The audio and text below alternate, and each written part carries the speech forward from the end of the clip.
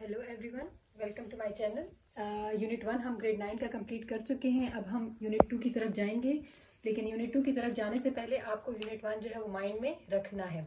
और उससे रिलेटेड अगर कोई भी क्वेश्चन है आपके माइंड में तो आप कमेंट सेक्शन में क्वेश्चन पूछ सकते हैं। मैं जो है क्वालिफाइड एनटीएस टीचर हूँ, राइट एंड वाइट की ट्रेनिंग्स ले चुकी हूँ मैं, और इंशाल्लाह यहाँ पे जो आपको मटीरियल मिलेगा वो ऑथेंटिक मटीरियल आपको मिलेगा। अब हम मूव करते हैं यूनिट 2 की तरफ। यूनिट 2 की तरफ जो है वो बेसिकली क्या है, स्ट्रक्चर ऑफ एटम के बेस पे है। यूनिट 1 में हमने मैटर को डिस्कस किया था, उसकी टाइप्स को और एलिमेंट्स वगैरह को हमने डिस्कस किया था। यूनिट 2 की तरफ जो स्ट्रक्चर ऑफ एटम में जाने का मकसद क्या है, इसमें जो है वो बेसिकली क्या होगा, कंपोजिशन ऑफ मैटर जो है उसको डिस्कस किया जाएगा, क्योंकि ये एक मिस्ट्री थी, उसको अभी तक सॉल्व नहीं किया जा सका। तो उसकी बेसिस पे क्या था कि डिफरेंट फिलोसफर्स और साइंटिस्ट ने जो है वो बहुत काम किया ताकि इस जो मिस्ट्री है इसको सॉल्व करने की कोशिश कर सकें।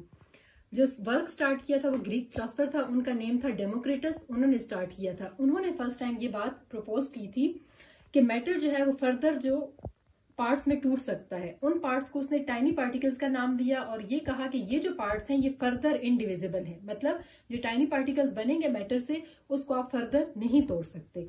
और इन टाइनी पार्टिकल्स को उसने नेम दिया एटम का। एटम का नेम जो है वो ग्रीक वर्ड से पड़ा है एटमस, जिसका मतलब है इनडिविजिबल, मतलब ये फर्दर डिवाइड नहीं हो सकते।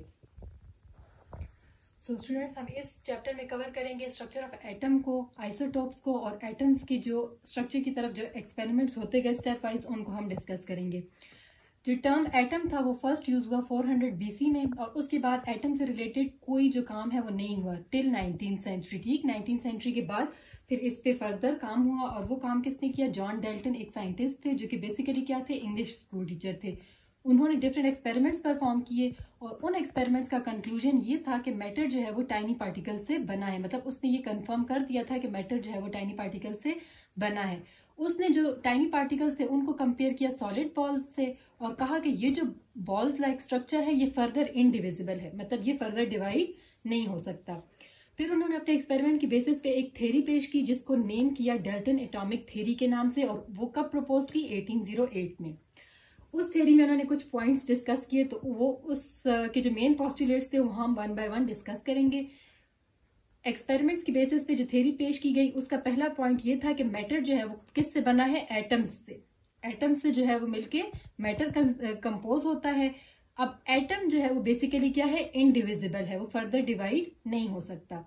एटम जो है आप ना बना सकते हो, नाइदर क्रिएटेड नॉट डिस्ट्रॉयड, ना आप उसको बना सकते हो ना ही उसको डिस्ट्रॉय कर सकते हो।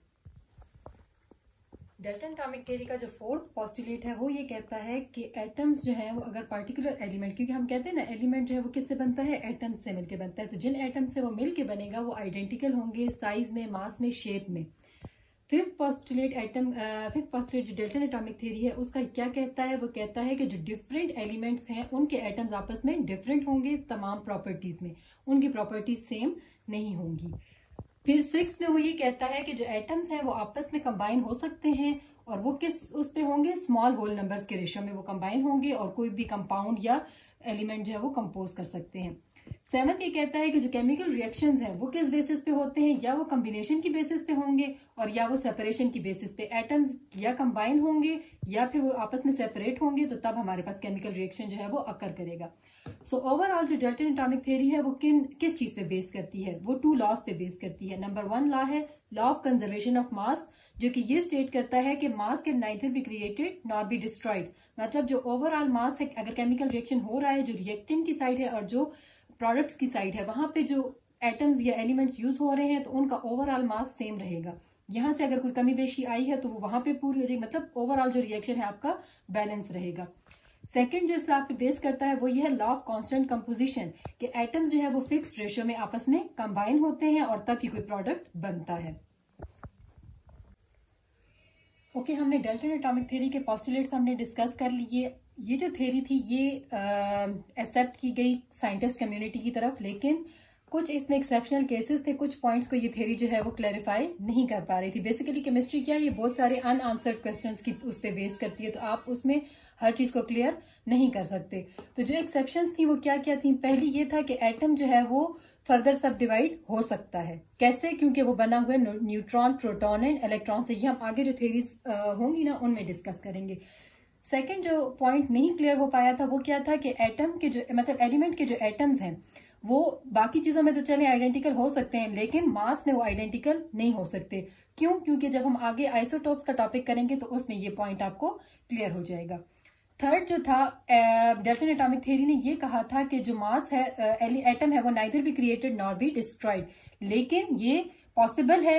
एटम्स को आप बना भी सकते हो, डिस्ट्रॉय भी कर सकते हो। कैसे? Using nuclear techniques. टेक्निक्स में कौन कौन सी हैं? फ्यूजन रिएक्शन और फ्यूजन रिएक्शन। ये न्यूक्लियर के रिएक्शंस होते हैं जिसके थ्रू जो एटम है आप उसको क्रिएट भी कर सकते हो और डिस्ट्रॉय भी कर सकते हो।